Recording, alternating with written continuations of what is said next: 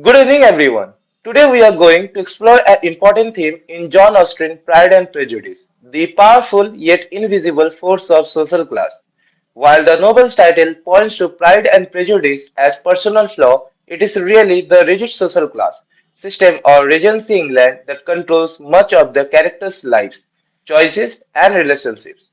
I will take you through how social classes shapes key characters in the novel, their introduction, and what Austen critique about the system. Hello, myself Arudha Rai. Hello everyone, myself Ashish. Hello, myself Vidhan Gulati. Everyone, myself Karan Kumar. Hello everyone, myself Ranveer Kumar. The Regency social hierarchy. In Austen time, English society was strictly divided into classes. At the top were the nobility, lords, dukes, and barons, who held inherited titles and great estates.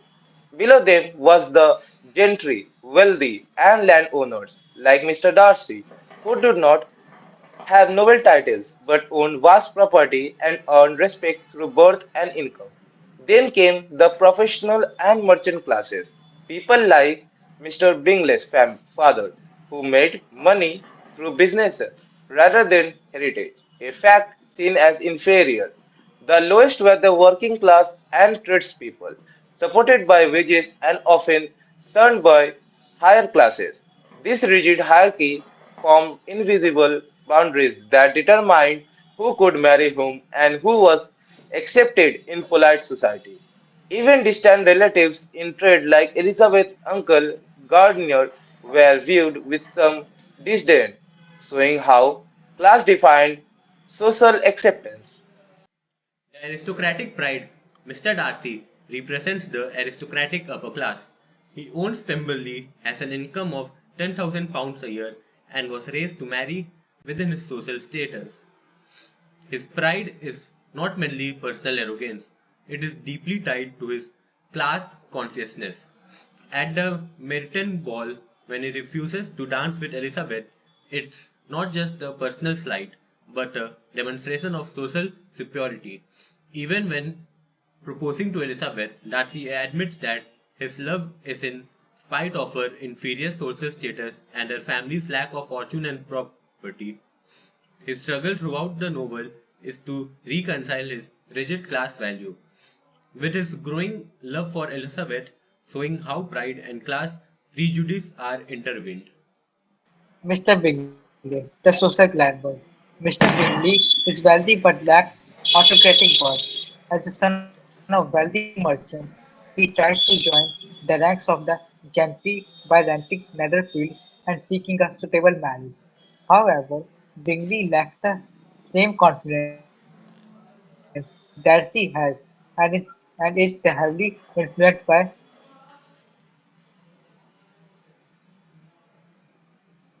Darcy's opinion, especially regarding social stability issues. Jane Bennet wholeheartedly demonstrates the power of class anxiety. His withdrawal is driven by fear that Jane's family lowered social standing would damage his own reputation, a clear example of how social class invisibly controls personal decisions. Mr. Wickham, the false gentleman. Wickham poses as a gentleman, but is a social pretender with the little real class or fortune.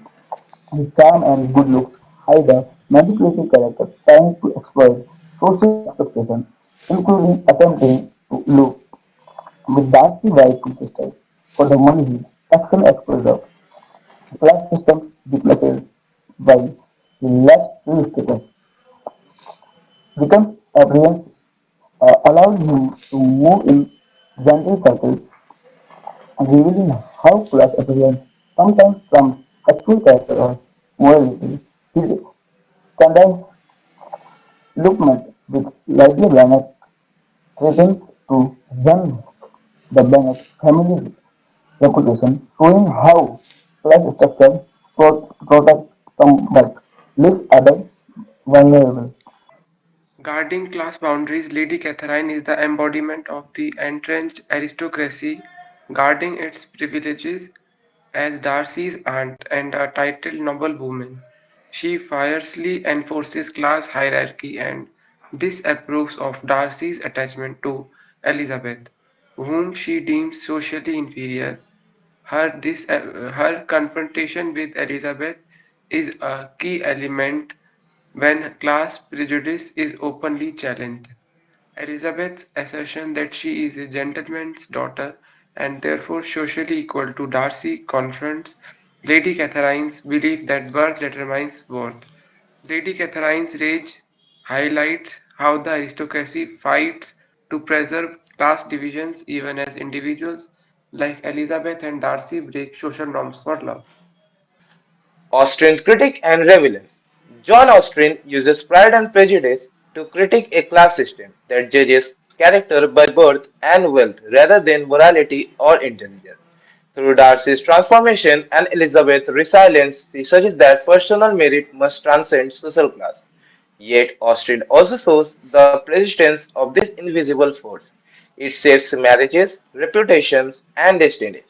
The novel ends with love triumphing over class, but without overthrowing the social order, revealing the complex dynamics that this invisible force help us understand